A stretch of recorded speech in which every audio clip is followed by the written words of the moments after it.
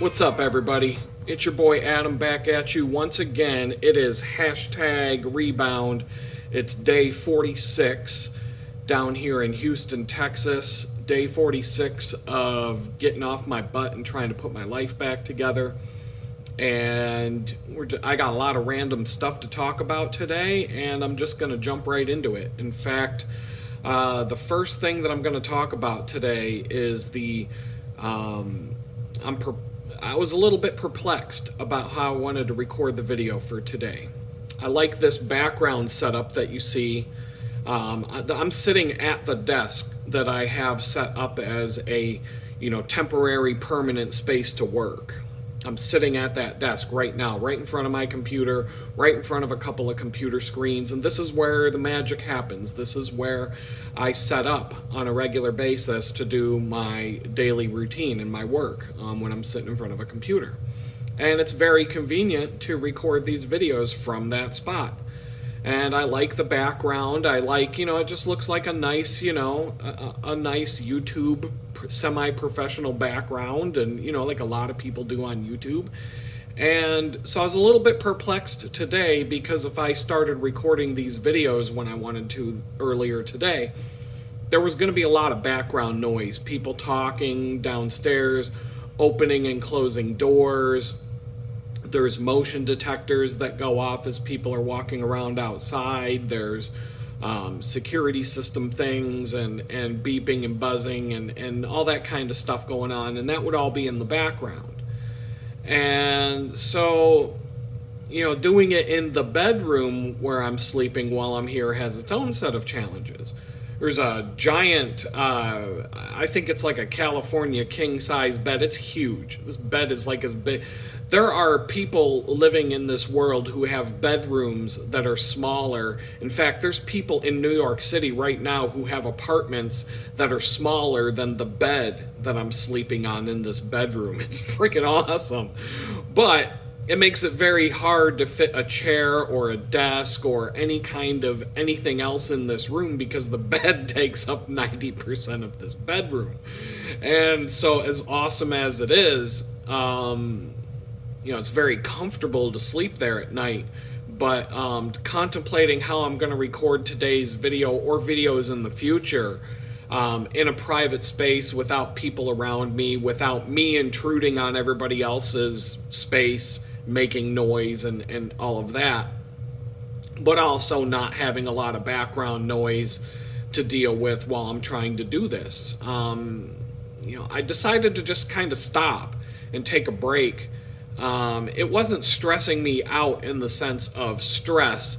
It was just me sitting here kind of going, what do I really, what can I really do to take this up a level? And just kind of thinking it through. And I decided, it's Sunday. Let's take a pause for the cause and read a little bit about Jesus and what he might want me to do in this situation. And so I read today's passage in Sarah Young's book, which is called Jesus Calling. I read passages out of this book all the time in these videos, but today, as usual, this thing was spot on with what I'm dealing with at this very moment. And so Jesus Calling for today, November 3rd, the day I'm recording this video. I don't know if it'll go live today. It might be tomorrow or Tuesday when it goes live. But Jesus Calling for November 3rd, the entry is: every time something thwarts your plans or desires, use that as a reminder to communicate with me. This practice has several benefits. The first is obvious. Talking with me blesses you and strengthens our relationship. Another benefit is that disappointments, instead of dragging you down, are transformed into opportunities for good.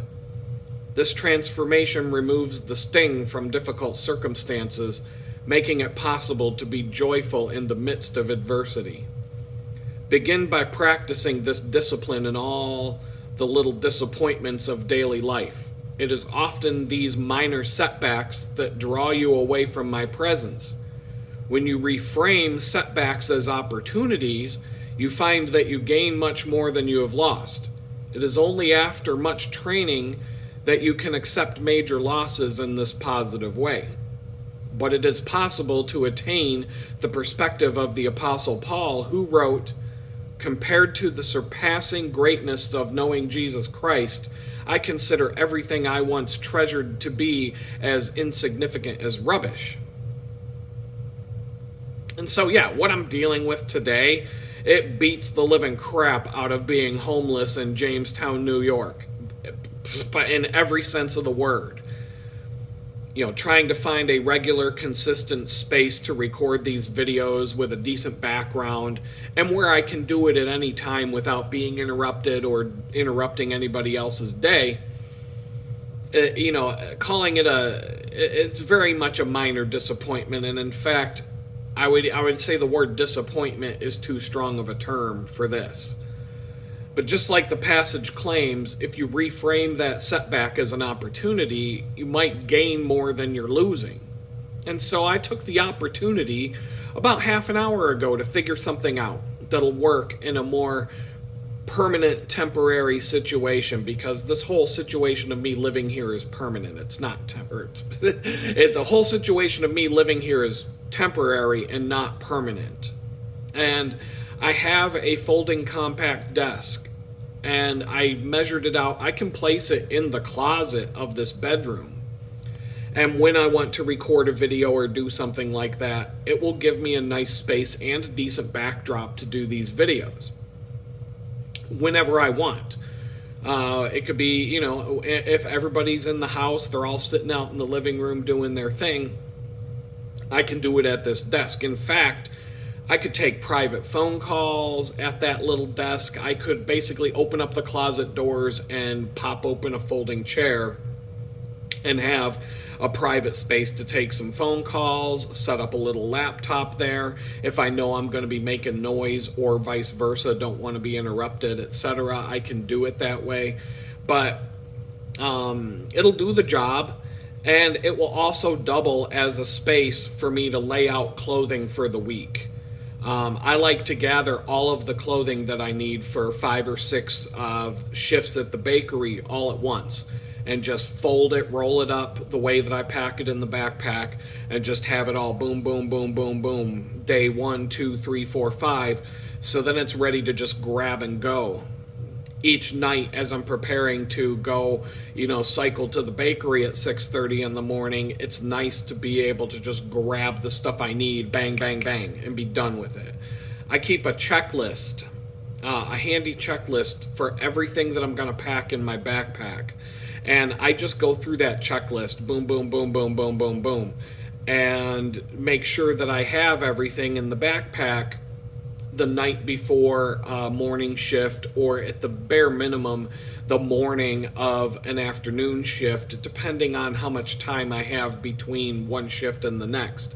But I try to make it so that I'm prepared to go to that job 12 or more hours before it's time to go to that job.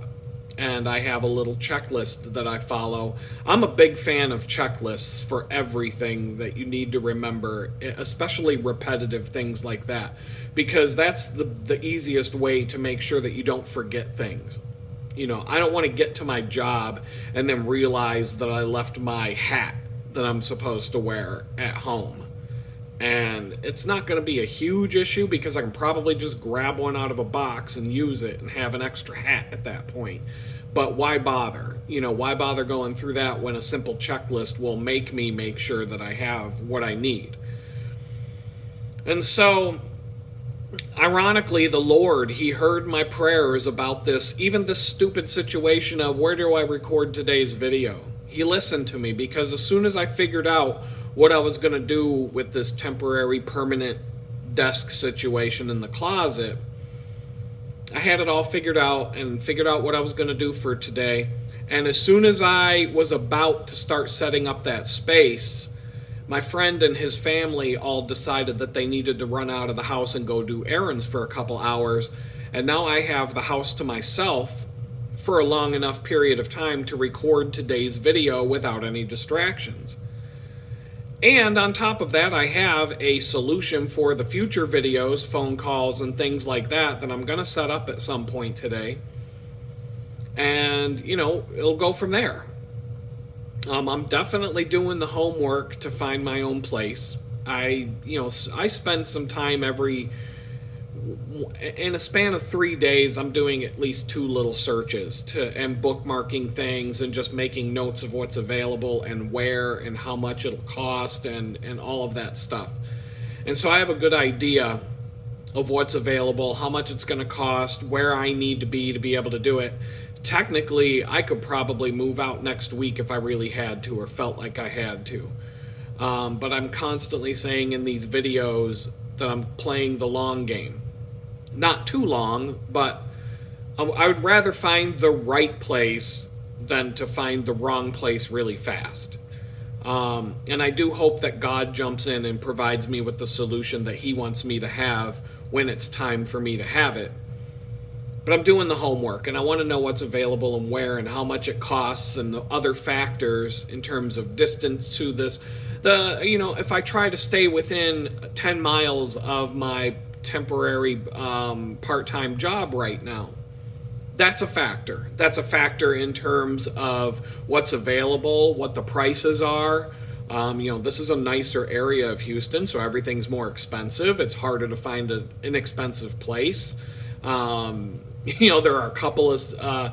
are people renting out campers, and I mean camping campers, like trailer campers, for $700-800 a month, all utilities included.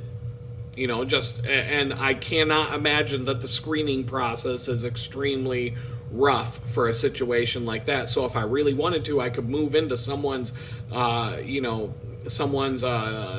receiver hitch pop-out camper for a period of time if I wanted to, while I try to figure things out. That's an option.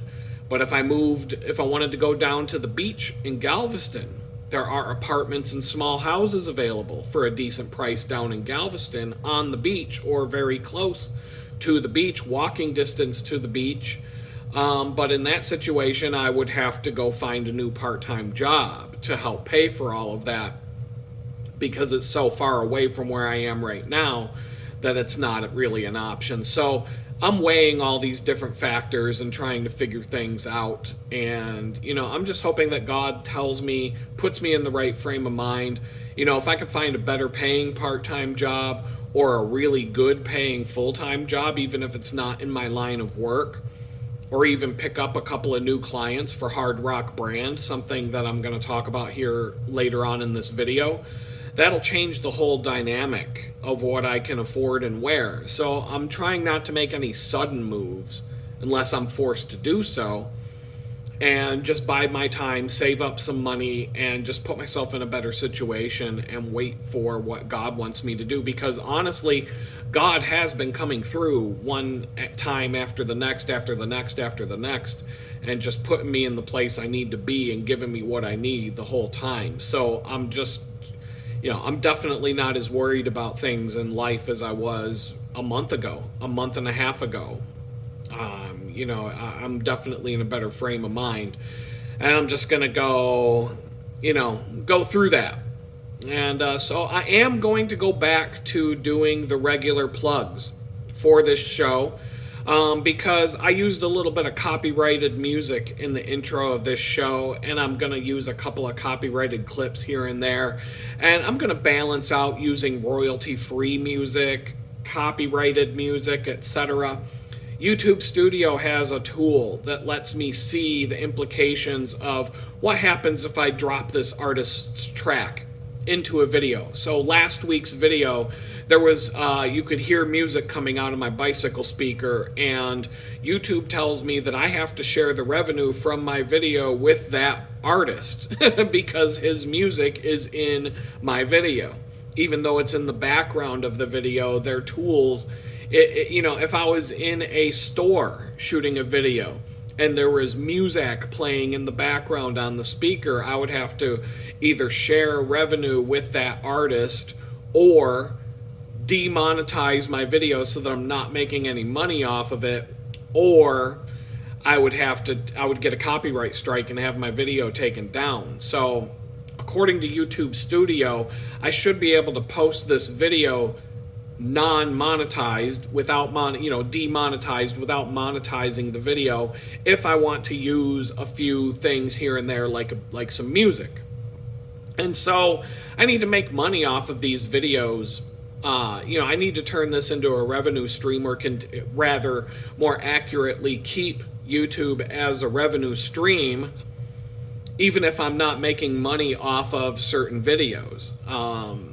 It is what it is. And to be honest, my photography will make me more income from selling one photograph than a month of YouTube revenue. So if you like what you see on this channel, you like where things are going, you want me to continue, you want to support what I'm doing, even though you're not supporting a homeless train wreck anymore, here are the places you can go. You can go to shop.litgood.com.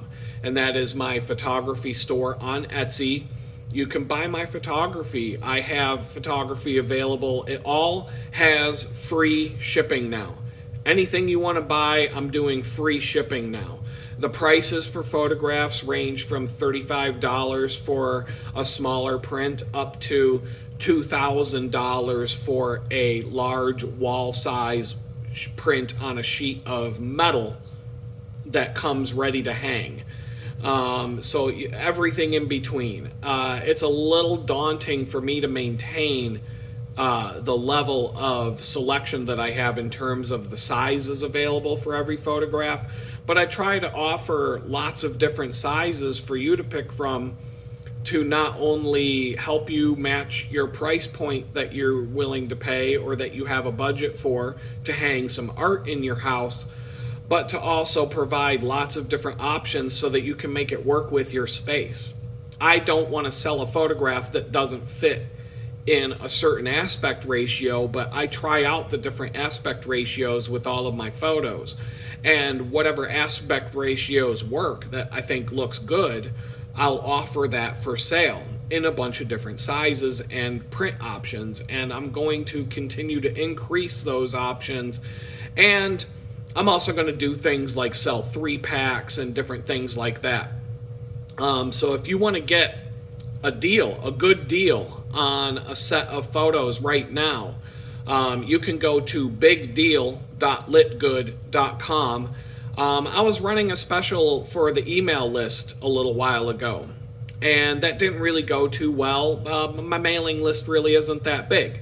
So I'm going to offer that to anybody who's watching this video right now. If you just go to bigdeal.litgood.com, I'm offering a deal on 4 photographs that comes with free shipping. It's a really good price right now because at the time of this video, I haven't even changed the price since the last time that I sent out the email blast. And I probably will send out an email blast here pretty soon.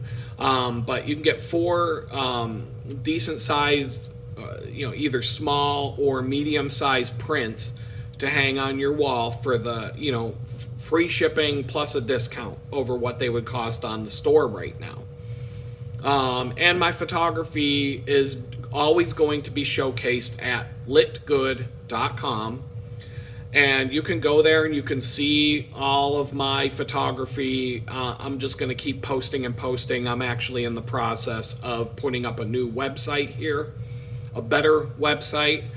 But, I'm in the middle of doing a lot of different projects for clients right now that take priority over anything that I'm going to do for myself. So it might be a while before you see that website change. The email list, you can go to my website at litgood.com, or you can go directly to free.litgood.com and sign up for my email list, and you will get back an email with a link to where you can download free wallpaper images for your phone, your desktop computer, for your various electronic devices, all for free, all in exchange for signing up for my email list. And by signing up for my email list, whenever I put packages and deals together and discounts together, I'm sending them to you guys first, if not exclusively to you guys.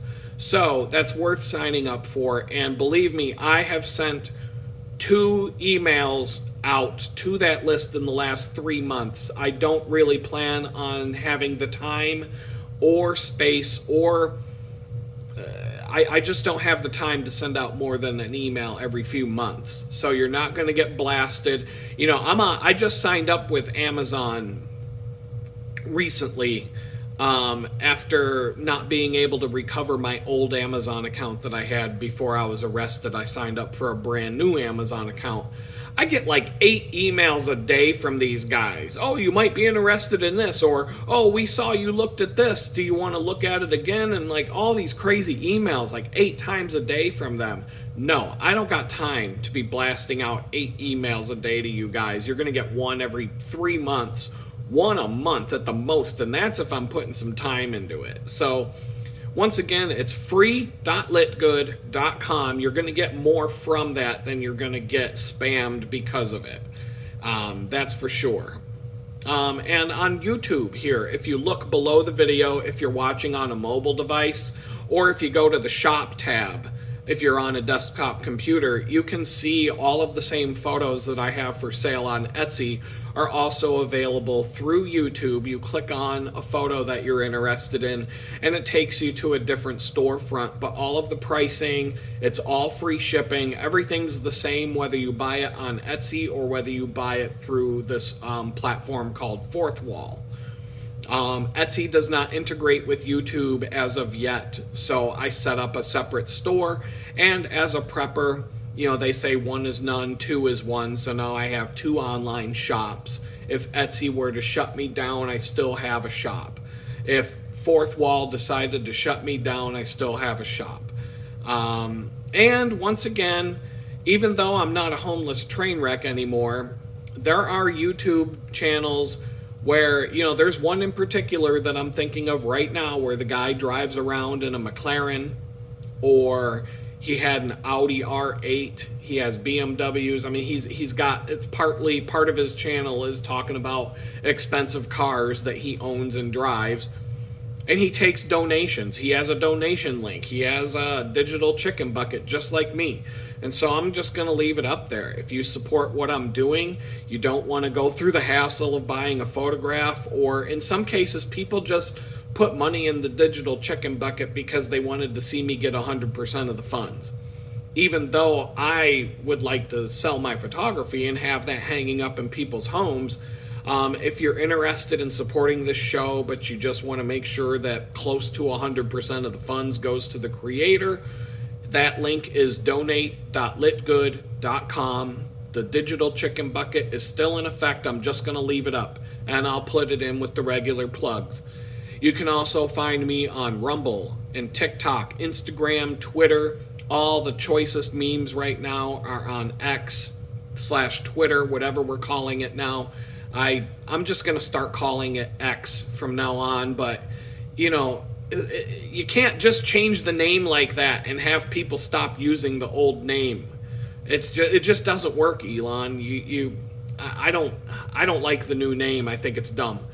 But it is what it is. I never thought Twitter was a good name either, so whatever.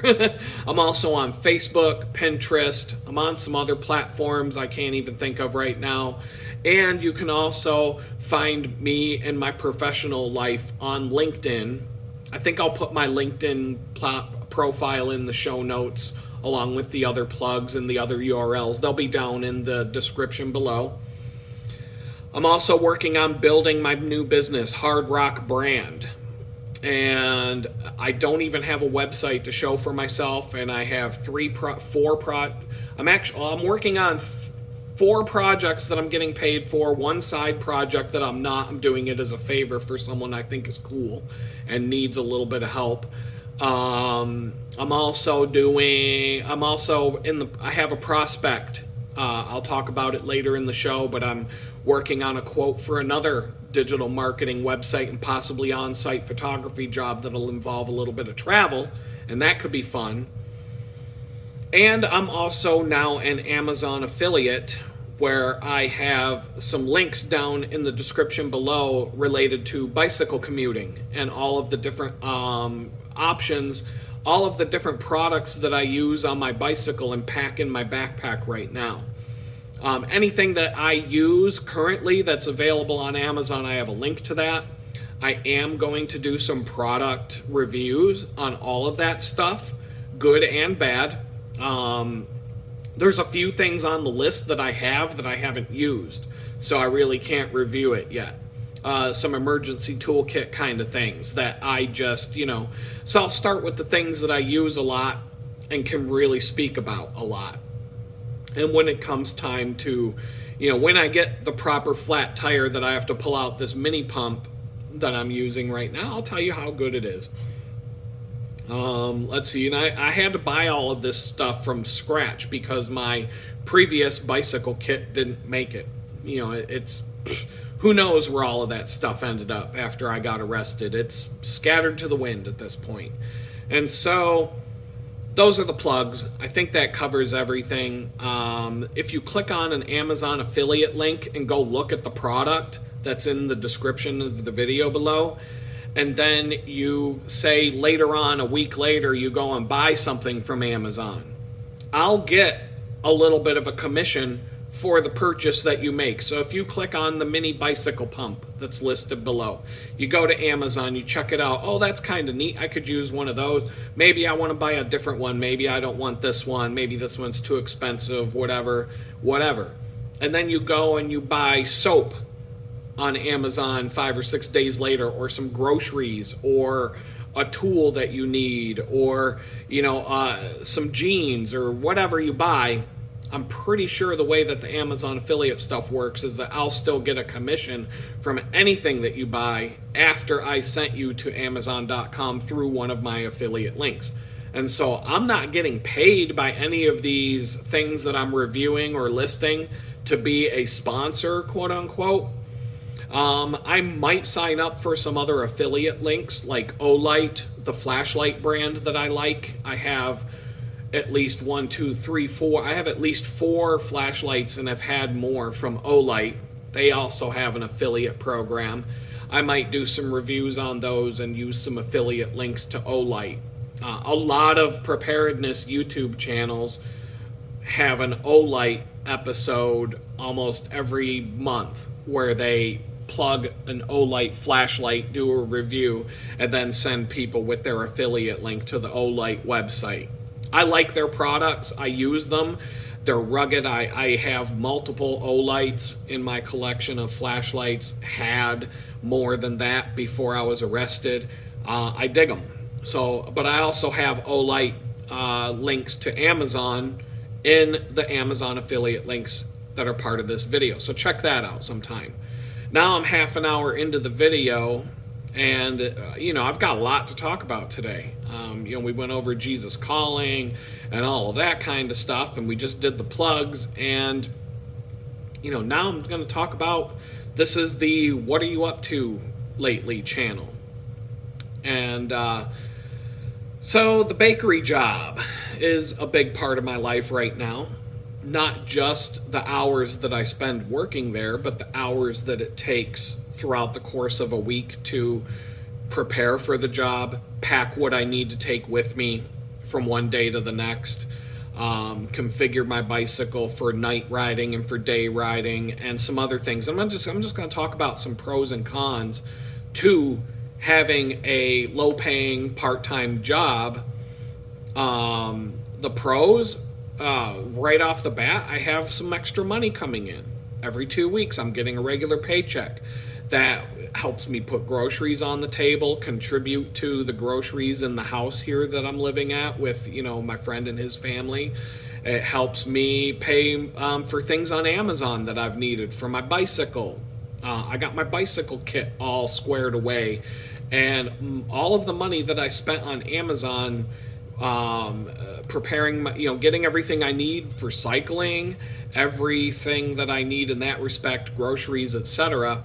It's all been replenished into my savings from having this part-time job.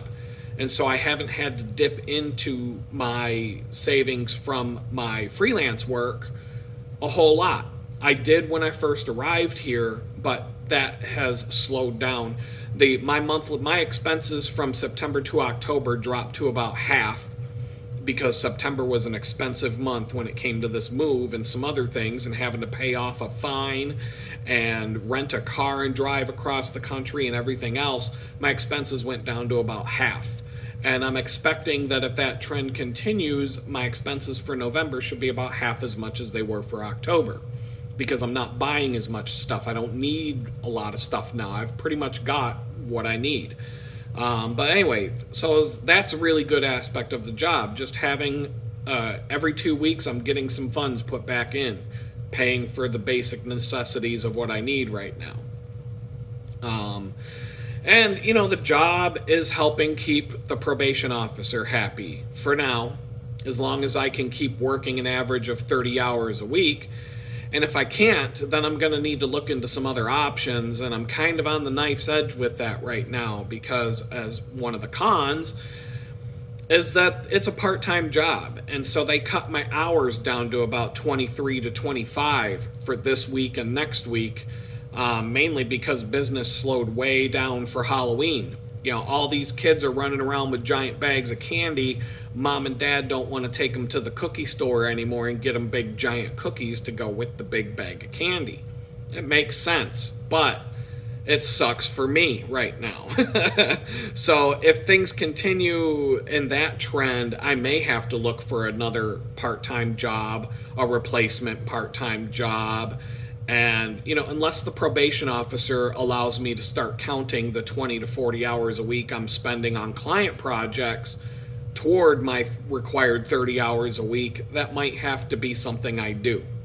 I think the more formalized I get with the Hard Rock brand, and having formal contracts and having copies of all my invoices and, you know, verifiable income and all of that kind of stuff, I think that'll go a long way towards being able to claim that that is my full-time job, is running a business. But right now, things are kind of fly by the seat of my pants. And I was honest with the probation officer about that. I told him, I said, look, I just put it out in the universe that I wanted to start doing this work, and people started coming at me, and I got projects and I'm getting paid, but, you know, and I can verify that income, but at the same time, it's a little bit fly by the seat of my pants right now. So anyway, going back to the pros about this job, it's laid back, it's busy. When it's busy, it's busy. It's not a stand-around job. You're always doing something there. But the atmosphere is laid back. Everybody's friendly. There's no drama, and that is really important to me at any job, whether it be a professional job or a low-paying gig like this. The uniforms, we got to wear uniforms, but they're not ridiculous. I mean, and out of all the different part-time jobs that I have interviewed for or had any kind of lead with, the uniform at this job is pretty relaxed. We wear black t-shirts. They don't look bad. We wear black baseball hats over our hairnets. So you don't even look goofy wearing a hairnet because you're wearing a hat. And the hats are fine. They don't look bad. We can wear whatever black jeans we want. I wear black jeans. You can wear black yoga pants. You can wear, you know, anything you want as long as it's black. I mean, people wear ripped up black jean shorts at this place. So, and I have a pair of non-slip black steel-toed boots. You know, the ones that everybody told me were a stupid purchase back when I bought those in Jamestown. But to be honest, they're perfect for this job. They're waterproof. They're steel-toed. I'm not going to drop anything heavy on my foot and get mad about it. And they don't slip at all on these slimy and greasy floors. And when the floor's wet, I'm not sliding around. In fact, I bought a pair of black sneakers a while back, and I wore them to work once to see if they would be comfortable, and they were comfortable. But in the end, I was slipping around and sliding around so much on the floor, and they got dirty and covered with flour and all kinds of stuff, and I was like, you know what, forget it. I'm going back to using these boots that everybody told me not to buy, that are really comfortable and don't slip. And these boots, you know, even though I'm wearing them to this job, I was wearing these boots as my daily wear boots, and they don't look out of place. They don't They look like something you could wear every day and not look like you're wearing. I can wear these out and about. And so these boots were a great purchase. I would buy these boots again. I never thought I would find something at Walmart that I really liked, but I do like these boots. I can't remember the brand, whatever. Maybe I'll review them one of these days now that I've been wearing them for so long. And maybe I'll find a Walmart affiliate link so that I can get paid if some of you guys go and buy a pair for yourselves online. But anyway, the uniforms at some of these other jobs I could have worked at, man, they totally sucked in comparison to what I'm wearing at this place. Some of them required me to wear some ugly-ass dress pants that I would never wear for any other purpose. So I would have to go out and buy ugly pants that I hate, uncomfortable, ugly pants that I would never wear for any other reason than going to the stupid job. That would be a waste of money and time. I'll wear a pair of black jeans any day.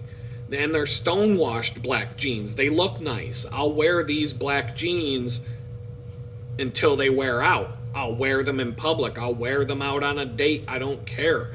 These are nice black jeans. And they look good. They're the kind of jeans I would wear anyway. They're black. And I usually wear blue and dark blue, but I'll wear black. I'm cool with black. So I'm not wasting any money when I go buy a pair of black stone-washed comfortable fitting jeans to wear at this job specifically because I'm going to wear them anywhere. Just like the boots that I bought. Some of the other places that I interviewed at, they had some really ugly shirts. And one of these car washes that I interviewed at, they make people wear a button-up white dress shirt with a freaking clip-on tie. A clip-on tie to work at a car wash. And not just a tie, but a clip-on tie, which is even worse. To work at a car wash. And I'm like, oh, hell no. And think about how dirty a white shirt, a white button-up shirt is going to get in one day working at a car wash. Imagine how hard that's going to be to keep up with laundry every week. And I think they provide the shirts. At that place. But even so, oh my goodness, I'm going to be doing laundry all the time, and that's going to suck. One of the pros of working for the bakery is that I get to take cookies home from work with me. And I'm honest, I can honestly say these are the best cookies I've ever had. I swear, they're the best cookies ever. I mean, I'm just going to say that. There was a previous holder of the title of Best Cookies I've Ever Had award who will remain nameless, but I've replaced the prize. Somebody new has taken the prize of the best cookies I've ever had. And it's nice to know that I've replaced the cookie supplier I used to have, because right now I would never eat anything the previous cookie supplier would ever make again out of just fear of food poisoning.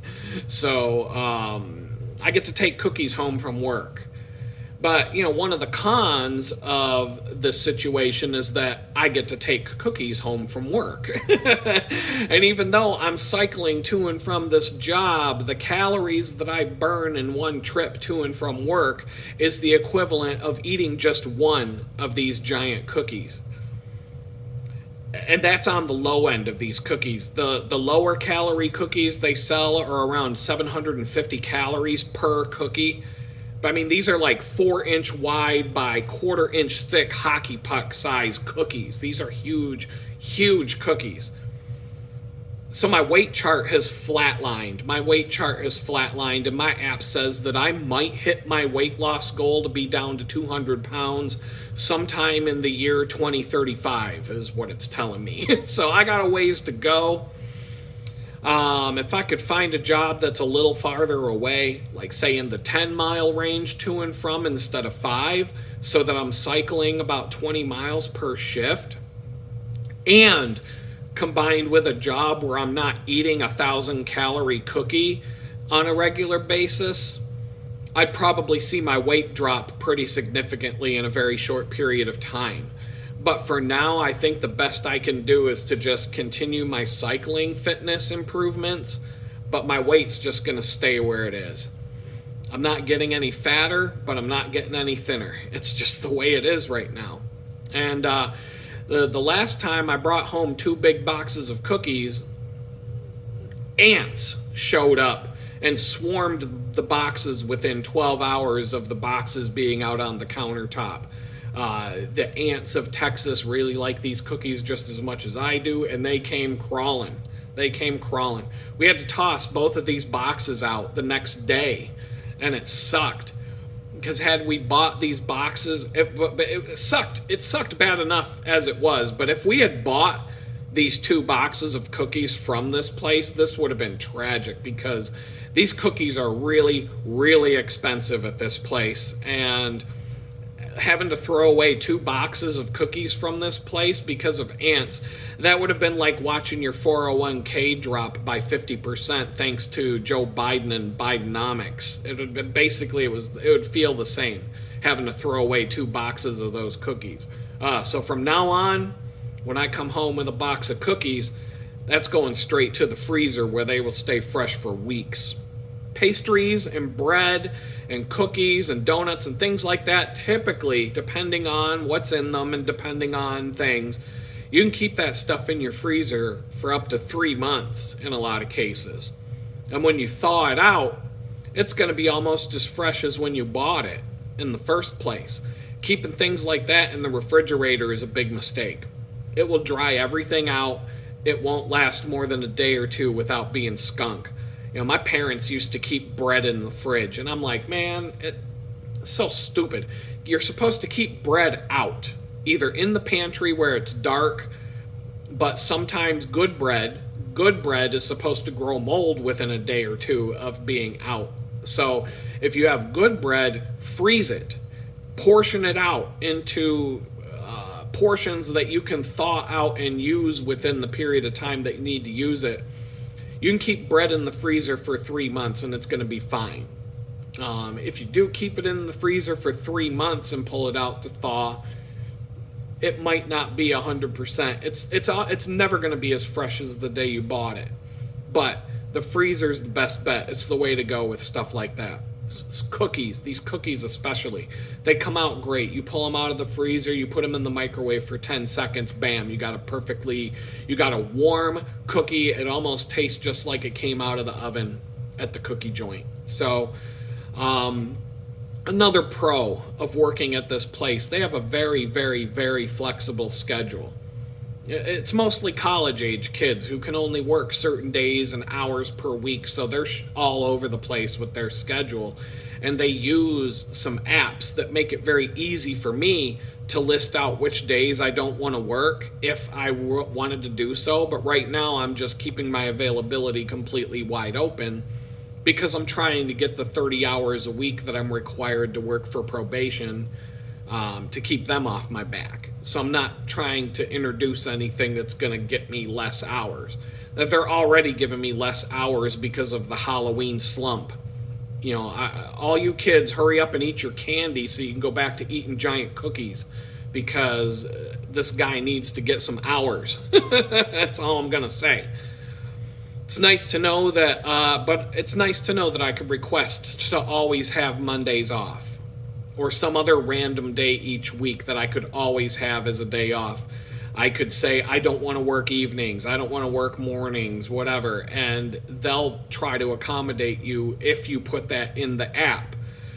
Because whenever they do the schedule, it's just going to show up, prioritize who's available on which shifts to work which shifts, and they shouldn't have to pluck people who put down that they can't work on such and such day. I don't know if they do that or not because I haven't tried to do that or not yet. So, but it's nice to know they told me right up front before I was even hired that they're really, really flexible when it comes to scheduling, and for the purpose of, you know, like I said, they have a bunch of college-age kids and even high school kids in there that their flexibility and their availability is all over the place. And so that's just how they're accustomed to working and scheduling at this place. And, you know, it's also nice to know that if I could find another part-time job that's flexible, or another part-time job that would give me regular hours that are the same from one week to the next, then I could keep this other part-time job and just put that in as I'm unavailable on these days at these times, and just, have 2 jobs. And then I could work the equivalent of having a full-time job or even more and bring home even more money every other week. And in the right scenario, if the pay cycle periods and the pay periods alternate between the 2 jobs, I could get a paycheck every Friday. If they're on opposite weeks of the every other week pay cycle. So there's all kinds of possibilities. There's all kinds of jobs available in this area where I'm at. Within a 10-mile radius, it's the complete opposite of Jamestown. So as soon as I put my foot to the floor and start doing it, I'll probably figure out something. At least that's how I feel about it right now. But as a con, as flexible as it is, the scheduling is completely random at this place. So I never know what next week's schedule will be until the end of the current week. And I could be opening the store at 7 a.m. over and over again all week long, or I could be closing the store at 10 p.m. over and over every day of the week. And in some cases, in fact, more often than I would like, I get stuck with the dreaded clopin shift, where I work until 10 p.m. and then cycle home, getting home around 10:30 at night. And then I have to leave again at 6:30 in the morning to go open the store the following morning. And I hate those shifts. That sucks, because I come back from that pretty worn out.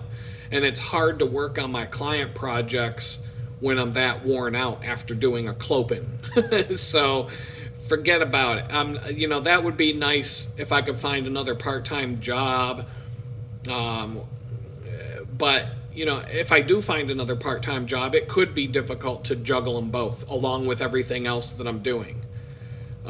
Even if the current one is flexible as they are. I interviewed at a place that's in the same plaza. You can literally see the place from the bakery that I'm working at when you look out the window. And they were kind of weird about me already having a job and kind of giving me, I don't want to say, I think attitude is a little bit too harsh of a term, but they're giving me a little bit of a toot about, well, will your current job interfere with this job if we offer it to you? And I kind of responded with, well, if I get enough hours here, I won't need to work there anymore. And that also kind of turned them off, because it didn't seem like they want to give me enough hours. So they just want me to be available when they want me available, but they're not going to give me enough hours to actually make enough money to live. So, what do you do? Thanks to Obama, there's really no company out there with low-paying jobs that will give somebody full-time hours anymore. And why is that? It's because once you start working 40 hours a week, the company is now required to provide health insurance to you. And these companies don't want to give you health insurance. So they would rather have 20 part-time employees that they juggle around than 5 full-time employees because of the health insurance mandates. So, once again, these Democrats, they say they're doing something to help you, and they end up fucking everybody over instead. So, the Democrats always do the opposite of what they tell you that they're doing. They tell you that they're going to help you, they're going to open up more jobs and there's going to be more jobs available. You turn around, everybody's losing their jobs, and there's no jobs available unless you're an illegal immigrant now. So, fuck the Democrats. I hope they're gone. I hope you Democrats are fucking gone next month. I mean, we got, actually 2 more days. 2 more days. Well, we're supposed to find out 2 days from now on election day, but now we've got all these states like Pennsylvania and Georgia and all these other states saying, well, we're not going to be able to count the votes for at least a week or two, because they're going to have to know, they're going to need a week or two to figure out how many fake ballots that they need to make. And then they're going to need some days to make the ballots and have them delivered and then count the ballots so that they can let this, dimwit Kamala win. So you watch. They say, they're trying to make it too big to rig. 2020 was too big to rig. That was a landslide until they stole it.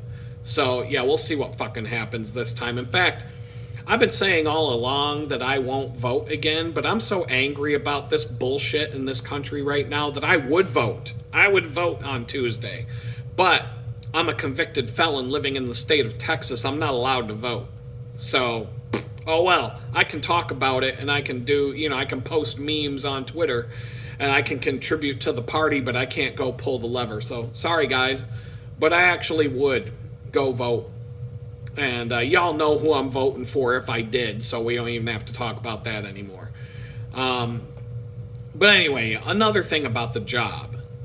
I'm riding my bicycle every day, and that's great because I'm getting a lot of exercise and it's fun. I actually enjoy it. I don't necessarily enjoy the traffic and the ridiculousness, and that just keeps getting worse by the day.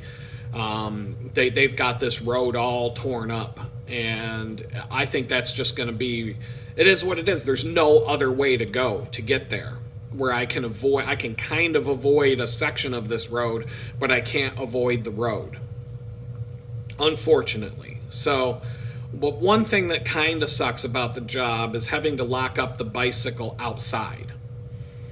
And it's not because of the weather or anything like that. It's just the inconvenience of it. The owner told me early on that I can bring the bicycle inside and leave it indoors, but out of respect for the fact that it's a really small, cramped space, it's an open kitchen that everybody can see. The customers can see everything that's going on in the kitchen, but there's a back area, and that back area is very crowded. It's very tight.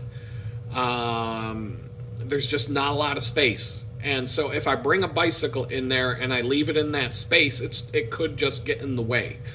And I don't want that, out of respect for them. And I would have to bring it in through the front of the store, walk it and wheel it through the kitchen area and into the back area. And then when I leave, the same thing, I'm going to have...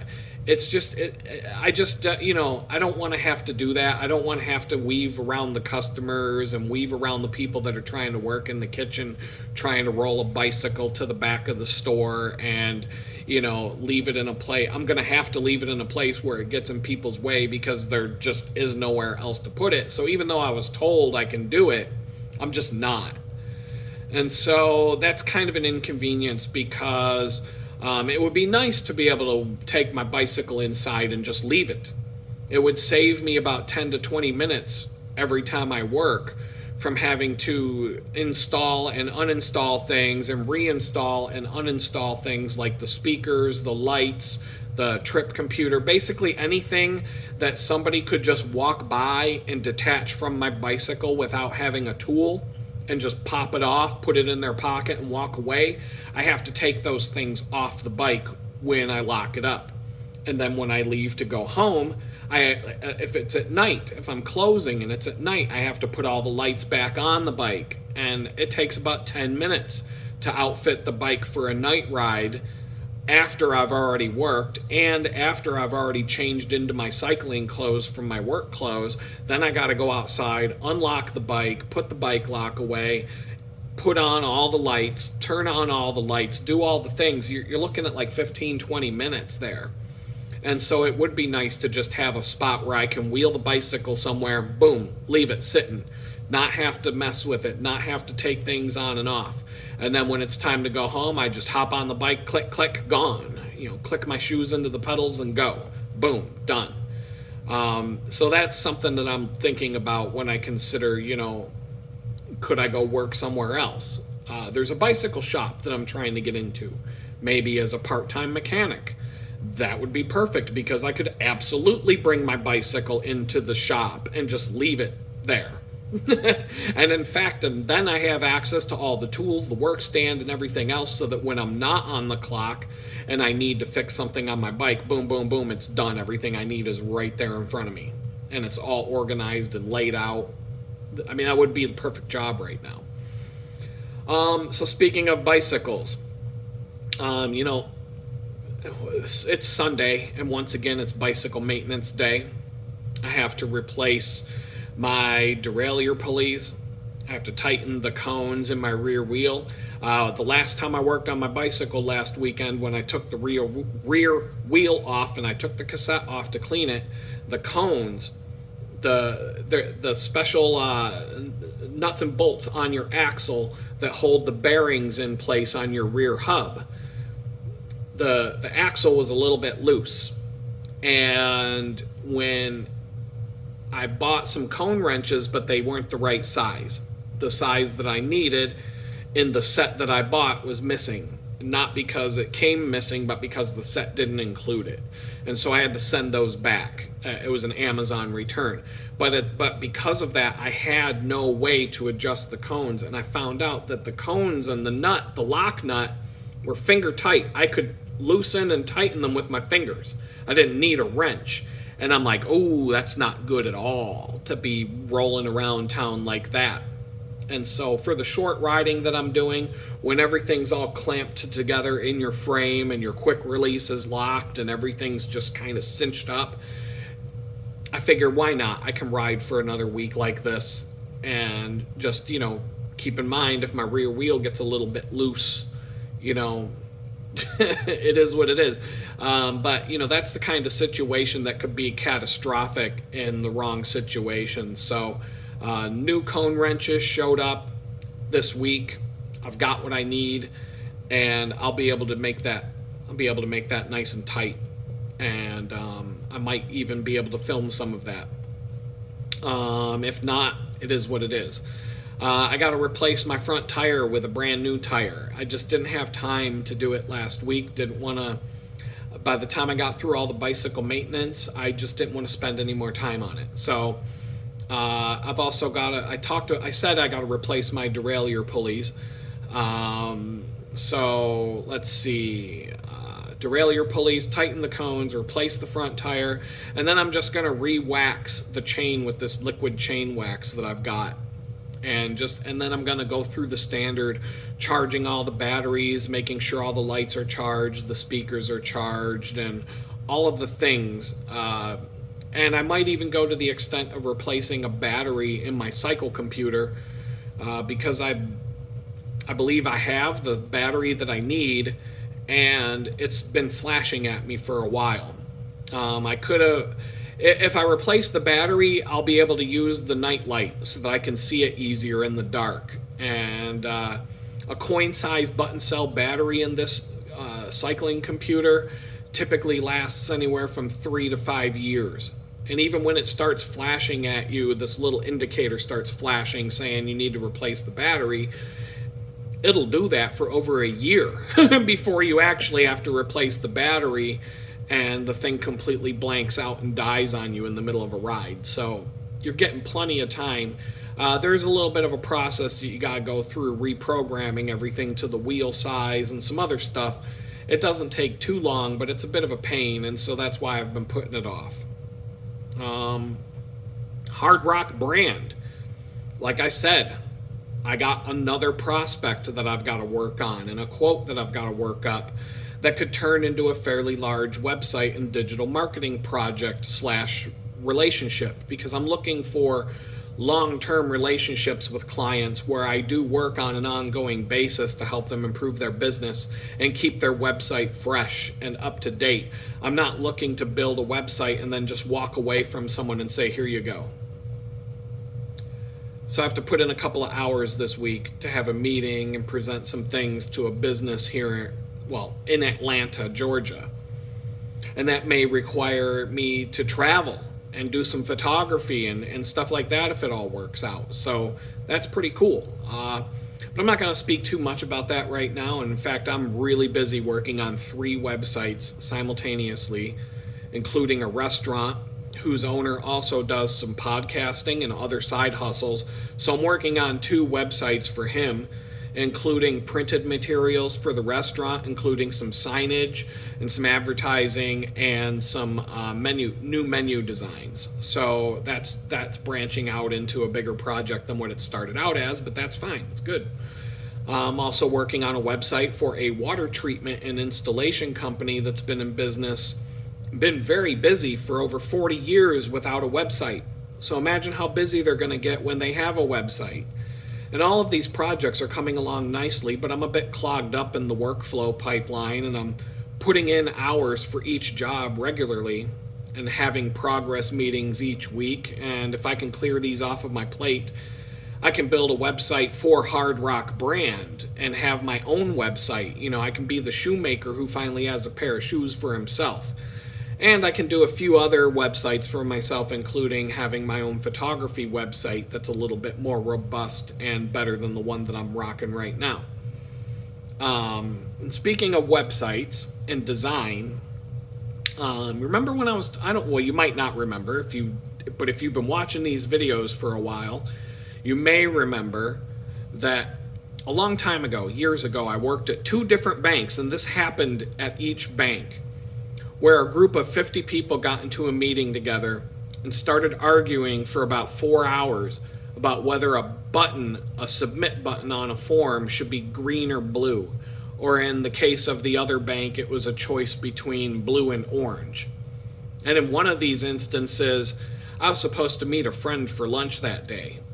And I had to call up my friend and say to her, you know, sorry, but I'm not going to be able to meet you today because a bunch of retards can't figure out whether a button should be blue or green, and they've been arguing about it for the last 4 fucking hours.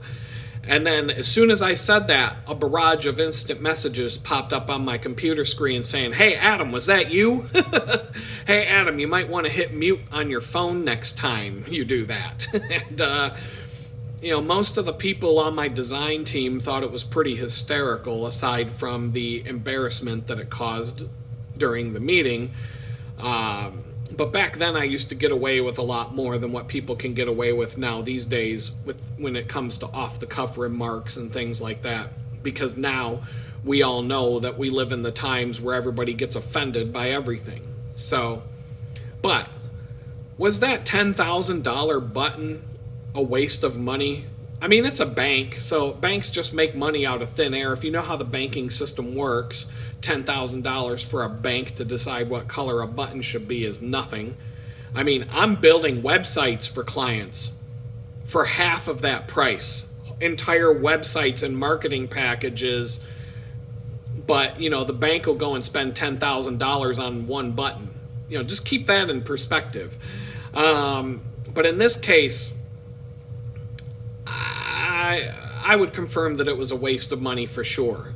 But can you test these kinds of things to see if one color works better than another color? And the answer to that is yes, you absolutely can test these things. So instead of sitting in a meeting with 50 people arguing about it for 4 hours, set up a test. A simple test like that would be called an A/B test. YouTube Studio, for example, has A/B testing built right into the platform. I can upload 2 different versions of my thumbnail images for my videos, and it will show half of you one version and half of you the other version, and then it's going to report back to me which one got the most clicks. And I can do that a few times and figure out which thumbnail design works the best to get people to click on them and come watch my videos. I'm not using it right now because I barely have time to do one thumbnail image for these videos, and I'm just winging it. And I came up with the hashtag homeless thumbnail format one morning at the library in Jamestown, and I stuck with it. I came up with a new format for the hashtag rebound videos, and that's that. I came up with it quickly. I said, this is it. I'm doing it. Done. It beats seeing my ugly mug as a thumbnail image, and YouTube always picks the worst facial expression that I make in the course of a video to be the thumbnail for the video. They give me 3 different options to pick from. This ugly one, that ugly one, or how about this other ugly one? There you go, pick one. So I'm going to be in charge of my own thumbnail designs whenever I can do so. So I went back and reformatted all of the hashtag rebound videos to have nice thumbnails, and now they have thumbnails moving forward. They're both easily repeatable, the homeless and the rebound videos, and the template that I made for each one takes me about 5 to 10 minutes at the most to create a new thumbnail image for an episode. And most of the time for hashtag homeless was spent looking for a video frame of my face to put in the little circle in the video. and come up with a title that fits in the space. And then having a pre-formatted space for the title to fit into forced me to keep my titles short and sweet. And so that was a nice side benefit of doing those thumbnail graphics. And now for hashtag rebound, it consists of using an AI tool to generate the image that you see in the background. And I can generate unlimited images that are consistent and have a consistent look, but each one is different and unique to the video.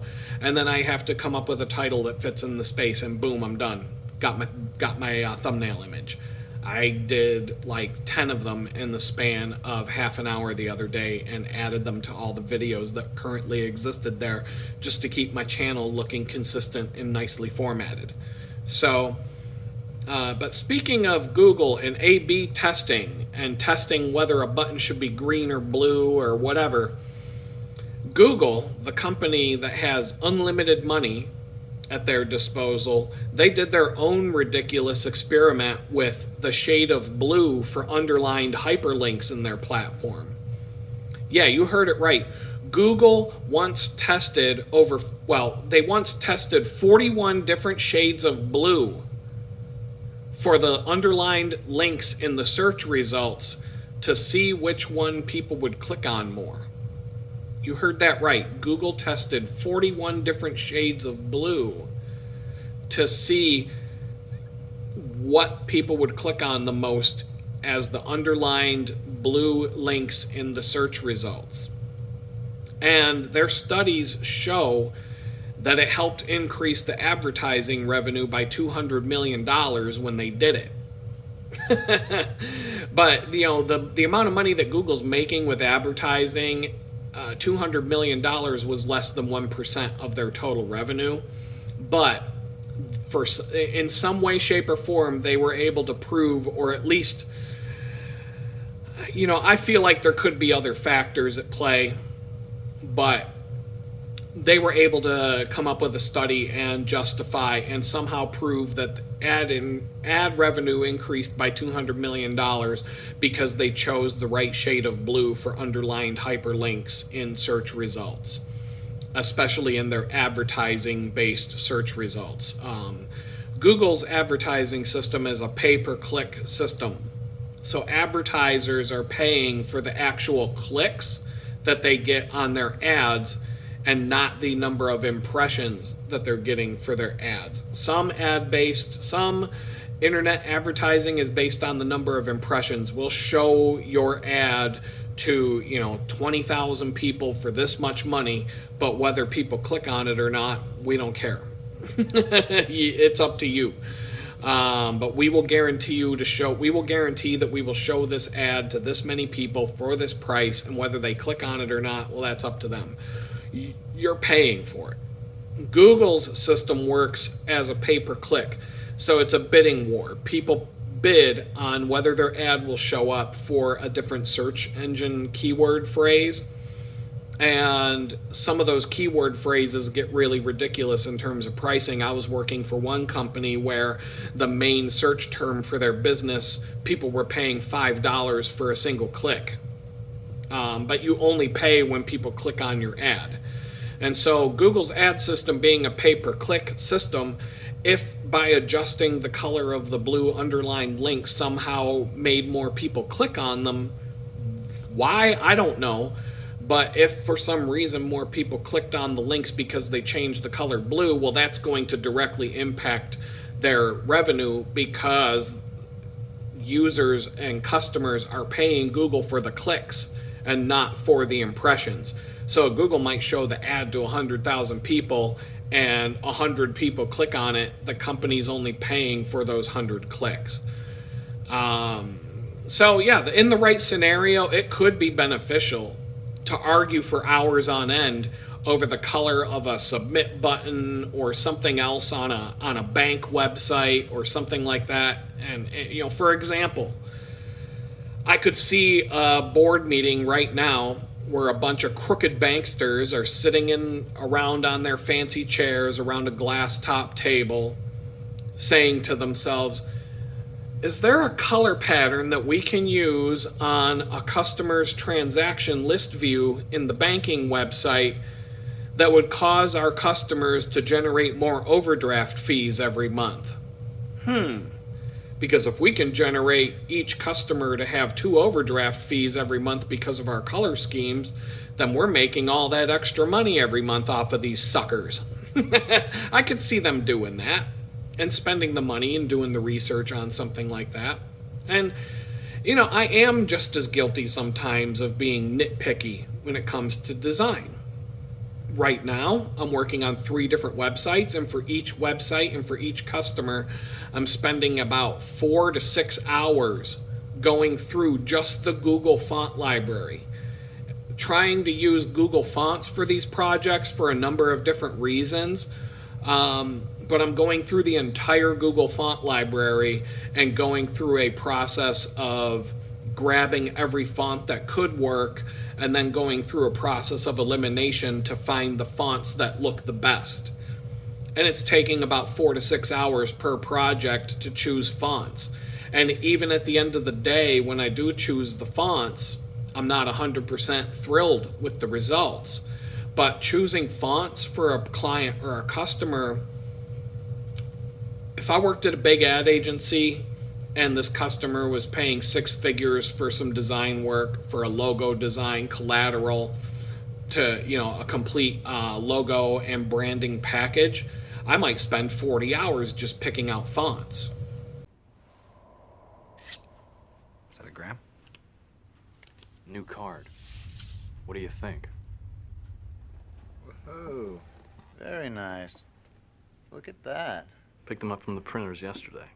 Good coloring. That's bone. And the lettering is something called Cillian Braille. It's very cool, Bateman, but that's nothing. Look at this. That is really nice. Eggshell with Romalian type. What do you think? Nice. Jesus. That is really super. How'd a nitwit like you get so tasteful? I can't believe that Bryce prefers Van Patten's card to mine. But wait. You ain't seen nothing yet. Raised lettering. Pale nimbus. White. Impressive. Very nice. Let's see Paul Allen's card.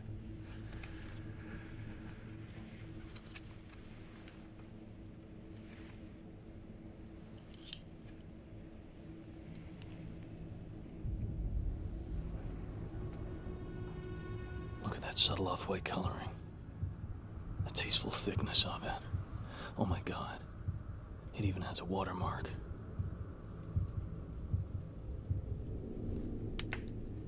Something wrong? Patrick? You're sweating.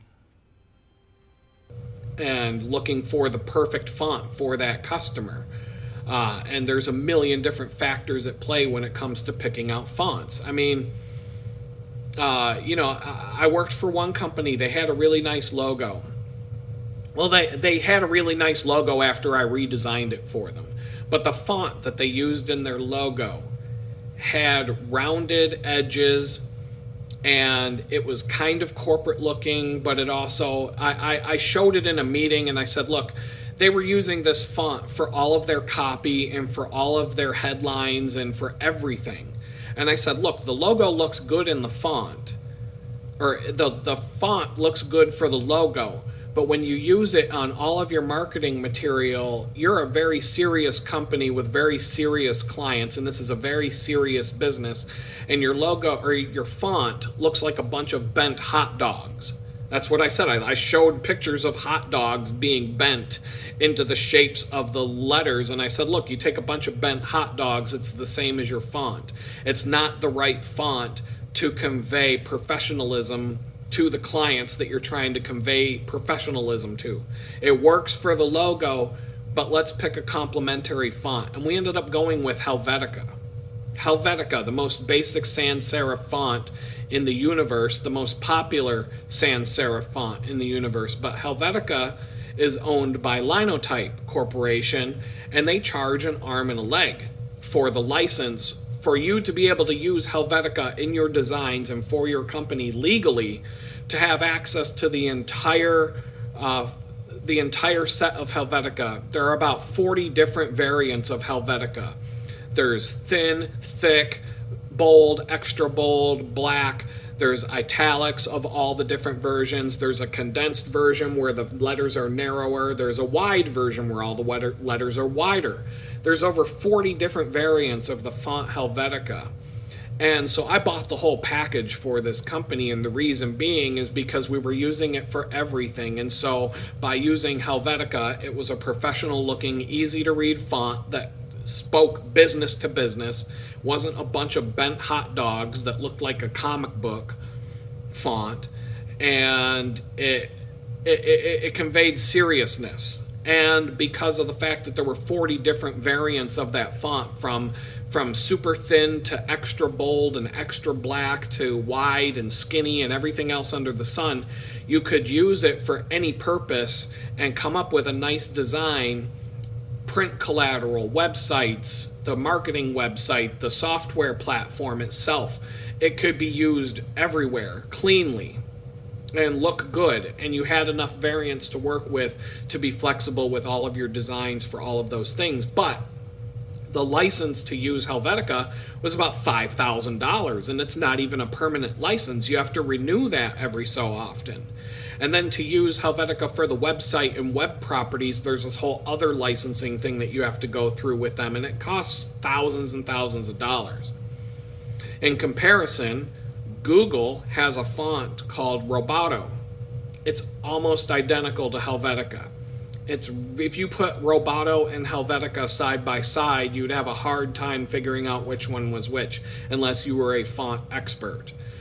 In a blind taste test and a blind sight test, you're looking at both without the name of the font. You might not know which is which. I might not know which is which. Roboto has a bunch of variants: thick, thin, bold, extra bold. It has not as many as Helvetica, but there's a bunch. There's also a condensed version of Roboto. And so Roboto is a free version of Helvetica that you can use for clients and websites that have similar needs for lots of different variety and the size and boldness, and you know, you're going to be using this font for lots of different purposes. So Roboto is a good free open source version that you can use for anything for free without having to pay anybody. And that's a good, if you're not a big company that can afford $10,000 for a font, that's going to be the way to go to get something similar. But other Google fonts that I might like to use for one project or another, they might only have one variant, bold. It's one font, one variant. There's no thin, thick. So it only looks good for headlines, for headings and headlines and page titles and things like that. But when you make it for body copy, you need to find a different font for body copy that looks good with that title font and complements it well. But for body copy, you need a font that has a bold version, an italic version, and you need to be able to vary it a little bit. And it also has to look good small, and it has to be readable, that if a user is reading your paragraphs in a blog post, for example, there are some fonts that are really hard to read compared to others, and some fonts are designed to be readable in small sizes, but they don't look good big. And so these are all factors that go into picking a font, just picking a font. And so for me to spend 4 to 6 hours on a client's project picking out fonts, if the client doesn't already have set fonts that they use as like a style guide or something like that, then it's well worth the time to spend. And there are several more font libraries aside from Google. There's Adobe has a large font library. Linotype is the biggest font library out there in the world. They can be expensive because those typically fonts that you buy from Linotype, you buy from Linotype for the rights to use them. There are websites like Font Squirrel and some other ones that have fonts that you can download and use for free, and they'll have tens of thousands of fonts on these websites to go through, and some of them are pretty low quality because they're free. But you do run into, time to time, there are really high quality, really well designed, beautiful fonts on these free to use websites. I have a number of them that I use for different projects, and I love them, and they're great. but in a lot of cases those have limited use because they may only have one font weight. And it's, you know, the regular weight is a bold and it's meant for just headlines. It's meant for a certain size. It's meant for signage. It's meant for different things. But this is all the complexity that you can go through for just picking a font. And typically when I'm doing a design project, especially if there's nothing already in place that the client already uses and is accustomed to, then a lot of times I spend time on things like choosing fonts and setting up body copy and choosing typography. And the client and the person on the other end doesn't really seem to see a lot of progress being made because I'm not banging out layouts and I'm not putting together things that they can see or that make sense to them.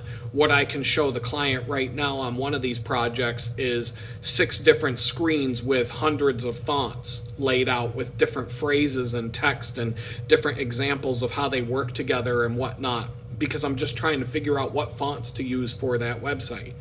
That takes time.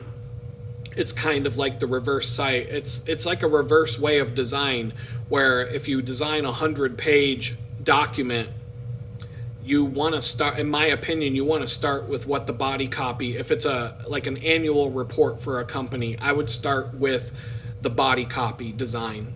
What font is it going to be? What size is the font going to be used? What are the width of the columns of text? What's the line spacing, the distance between the lines of text? What does it look like when I have bold, italic, quotes, when I call out a quote? Here are some different headline styles. Here's a pull quote, where you see like a magazine article that has a quote in the middle of the article that pulls out like a sentence from the article and makes it big and puts it in the middle of the page, in a nice layout.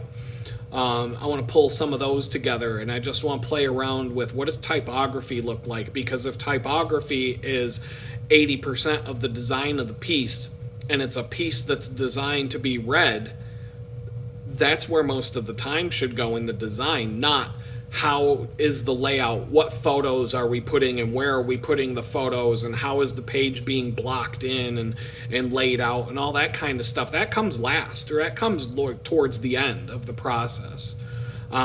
If it's a single page ad in a magazine or a billboard or a sign, like that's a totally different thing. Then yeah, you would start with layout and you mess around with typography a little bit, but a website that's very text heavy should start with the text first and work your way out to the grander scheme of the design.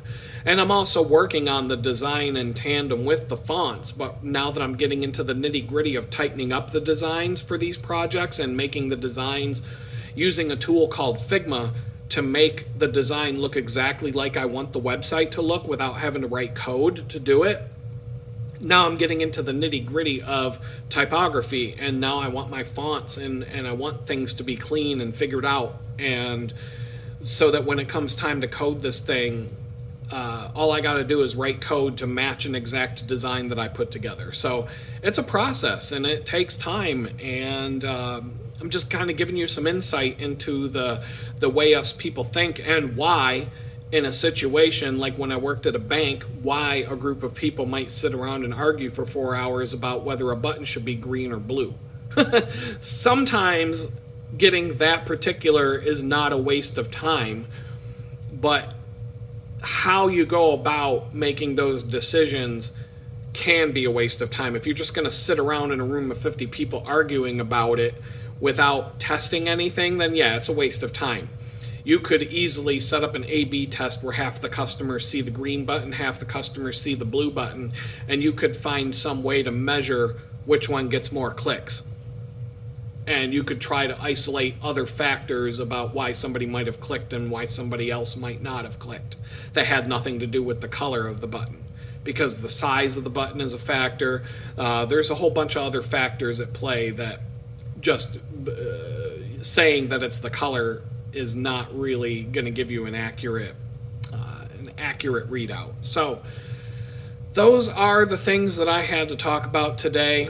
I do have one anecdote to go along with design, creativity, and beautiful artistry that I'm going to leave you all with. and then I'm going to get to my checklist for the day and start getting through what I need to get done today, and try editing this video and getting it out to you as fast as I can. It looks like I went way over budget on the time, and you know, it is what it is. Sometimes these things are more than an hour.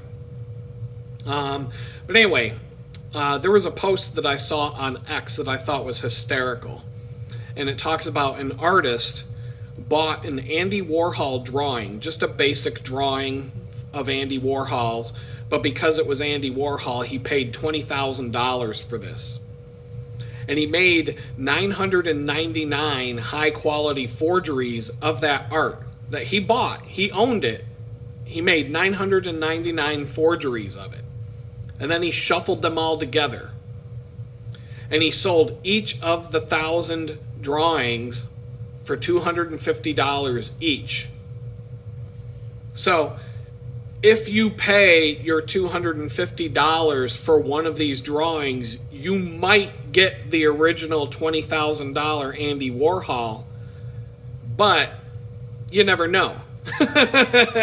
And so this guy made 250 grand minus the 20,000, you know, $230,000 profit by creating 999 copies of an Andy Warhol drawing that he paid $20,000 for, and made a bunch of fakes, sold them all with the caveat that you might get the original, you might not. He made $230,000 off of Andy Warhol's drawing.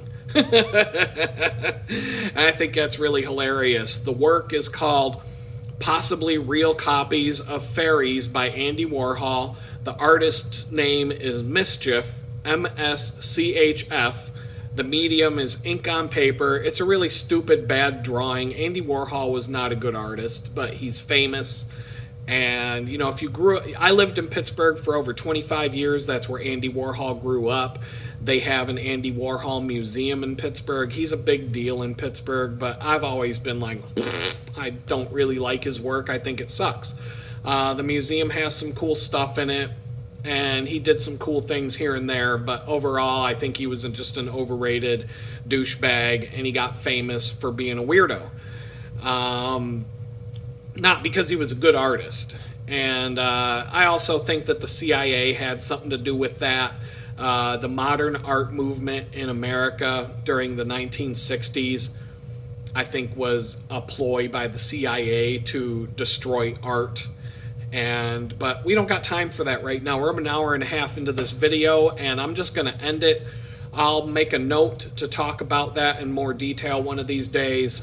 And I'm just going to leave y'all with that. And I hope whatever you get into this week, I hope whatever your plans are, whatever you try to accomplish, I hope that nothing gets in your way and that you're able to make things happen and get your life wherever the heck you want it to go.